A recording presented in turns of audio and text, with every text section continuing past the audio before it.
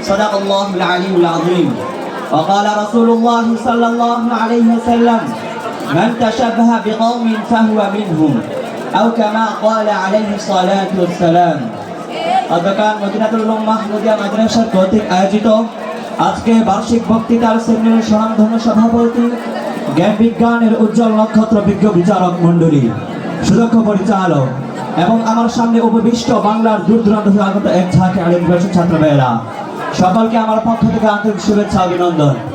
আজকে আমার আলোচ্য বিষয় হলো অপসংস্কৃতির বিরাজনে মুসলিম যুব সমাজ ও আমাদের করণীয়। এই বিষয়ে কিঞ্চিত আলোচনা করব ইনশাআল্লাহ ওয়া মা তাওফীকি ইল্লা বিল্লাহ। প্রিয় উপস্থিতি, শিক্ষা ও সংস্কৃতির উপর নির্ভর করে একটি দেশ ও জাতির উন্নতি অবনতি। বিশ্বের মানচিত্রে সেই জাতি তত উন্নত যে জাতির শিক্ষা ও সংস্কৃতি উন্নত। সংস্কৃতি উন্নত না হলে কোনো জাতি উন্নতির শিখরে আরোহণ করতে পারে না। পৃথিবীতে যারাই উন্নতির শিখরে আরোহণ করেছে শিক্ষা ও সংস্কৃতির বদলতেই করেছে। তাই তো মানব জীবনে সাংস্কৃতিক চিত্ত বিনোদনের প্রয়োজন অনস্বীকার্য। তবে তার একটা সীমারেখা অবশ্যই আছে। লাগামহীন বিনোদনে লিপ্ত হওয়া যেমন সুস্থ মস্তিষ্কের পরিচায়ক নয়, তেমন ইসলামও তা স্বীকার করে না। মুসলিম যুব সমাজের জন্য আজ প্রয়োজন এমন সুস্থ সংস্কৃতি যা ইসলামের আদর্শে বিনির্মাণ হবে। কিন্তু দুঃখজনক হলো বাস্তব সত্য এই যে আজ অবসংস্কৃতির কবলে পড়ে মুসলিম ও যুব সমাজ অন্যায় অপরাধে বুধ হয় ধ্বংসের পথে দাবিত হচ্ছে। আমাদের সংস্কৃতিতে নগ্নতা, অশ্লীলতা, বেহায়াপনা উত্তর বৃদ্ধি পাচ্ছে। এভাবে সংস্কৃতির নামে পাশ্চাত্যের নোংরামি ইসলামী তাহজিদটা আমাদেরকে গ্রাস করছে। কোন জাতিকে যদি ধ্বংস করতে হয় তাহলে তাদের সংস্কৃতিকে নষ্ট করে দিতে হবে। বর্তমান সংস্কৃতি আগ্রাসন সামরিক আগ্রাসনের চেয়েও মারাত্মক আকার ধারণ করেছে। প্রিয় উপস্থিতি, অপসংস্কৃতির আগ্রাসন আমাদের দেশে দুটো স্টাইলে হয়ে থাকে।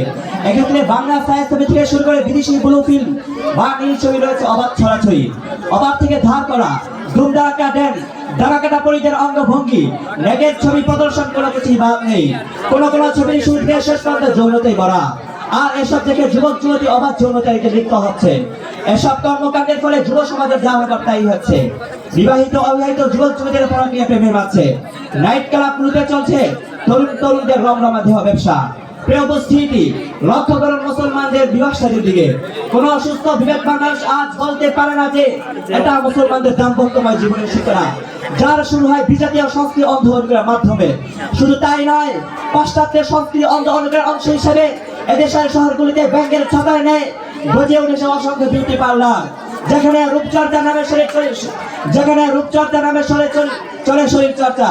মহিলাদের মাধ্যমে করানো হচ্ছে পুরুষের বডি মেসেজ, জিনা বেবিচার সহ অসংখ্য ইসলাম গর্হিত কাজ, যা এই সমাজকে করছে কলঙ্কিত আর ইসলামী সভ্যতা করছে বিলুপ্ত।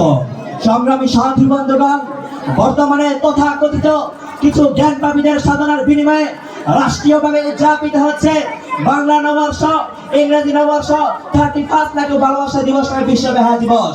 যে দিনগুলোর সূচনা হয় ইসলামী সভ্যতা বিভাজনের কাজের মাধ্যমে।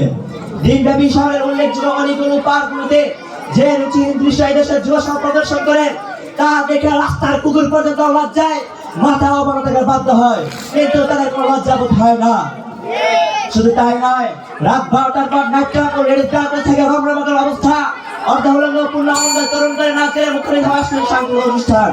আবার সাথে থাকে ইয়াবা, গাঁজা, হিরোইন, আফিয়ার মহড়া। তরুণীরা নিজেরা সবকিছু উজাড় করে তরুণদের জন্য পরিণামে নাইট ক্লাব পরিণত হয় পতিতালয়, যা লাইসেন্স ভিত্তিক পতিতালয়গুলোকে হার মারায়। মুহতারাম হাজিরিন, পরিশেষে আমি বলবো, ওহে বাংলার যুবকেরা, বাংলাদেশ এখন নতুন খালেদ বিন ওয়ালিদ আর মোহাম্মদ বিন কাসিমের অপেক্ষায় রয়েছে। তাদের পাক রুহের উপর বর্ষিত আল্লাহ লক্ষ কোটি রহমত। তাদের নমুনা তো কিয়ামত পর্যন্ত আসতে পারে না, কিন্তু তাদের পাক রূহ ডেকে ডেকে বলছে, তলোয়ারের জিহাদ তো আমরা করেছি, যখন এই রক্তের প্রয়োজন হয়েছে রক্ত ঢেলে দিয়েছি, যখন এই জিহাদের ডাক এসেছে জিহাদের ময়দানে ঝাঁপিয়ে পড়েছি। এভাবে আমরা আমাদের দায়িত্ব পালন করে দুনিয়া থেকে বিদায় নিয়েছি।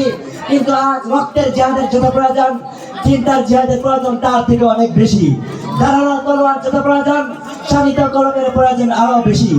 বাতিলের বিরুদ্ধে আমাদেরকে লড়তে হবে শিক্ষা, সাহিত্য, সংস্কৃতির ময়দানে, চিন্তা, মতবাদ ও দর্শনের জগতে।